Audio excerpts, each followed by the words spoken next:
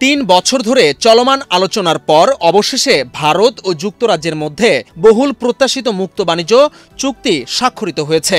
বৃহস্পতিবার লন্ডনে এই চুক্তি আনুষ্ঠানিকভাবে স্বাক্ষরিত হয়। চুক্তি স্বাক্ষরের সময় উপস্থিত ছিলেন ভারতের প্রধানমন্ত্রী নরেন্দ্র মোদি ও যুক্তরাজ্যের প্রধানমন্ত্রী কিয়ার স্টারমার।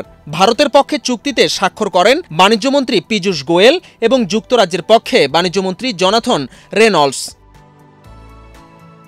এই ঐতিহাসিক চুক্তির মাধ্যমে দুই দেশের মধ্যে বার্ষিক বাণিজ্য ৩৪ বিলিয়ন মার্কিন ডলারে পৌঁছে যাবে বলে আশা করা হচ্ছে। চুক্তিটি দুই দেশের অর্থনৈতিক অংশীদারিত্বে নতুন গতি আনবে এবং কৌশলগত সম্পর্ক আরও মজবুত করবে। ভারতের জন্য এই চুক্তি অর্থনীতির বিভিন্ন খাতে নতুন প্রবৃদ্ধির সুযোগ সৃষ্টি করবে। তথ্য প্রযুক্তি, আর্থিক সেবা, পেশাদার পরিষেবা, ব্যবস্থাপনা পরামর্শ, স্থাপত্য ও প্রকৌশলী খাতে কর্মসংস্থানের সুযোগ বাড়বে। ভারতীয় উদ্যোক্তা ও গ্রাজুয়েটদের জন্য যুক্তরাজ্যে ক্যারিয়ার গড়ার নতুন দিগন্ত খুলে যাবে। চুক্তির আওতায় যুক্তরাজ্যের ২৬টি কোম্পানি ভারতে নতুন বিনিয়োগে ঘোষণা দিয়েছে, যা ভারতীয় বাজারে পুঁজি প্রবাহ এবং প্রযুক্তি স্থানান্তরকে ত্বরান্বিত করবে।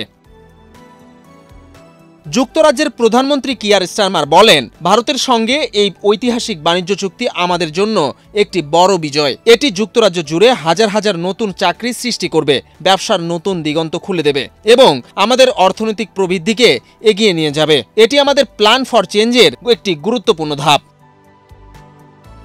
অন্যদিকে প্রধানমন্ত্রী নরেন্দ্র মোদি এক যৌথ বিবৃতিতে বলেন, এই চুক্তি শুধু অর্থনীতিকেই নয়, বরং দুই দেশের পারস্পরিক কৌশলগত সম্পর্ককেও নতুন উচ্চতায় নিয়ে যাবে।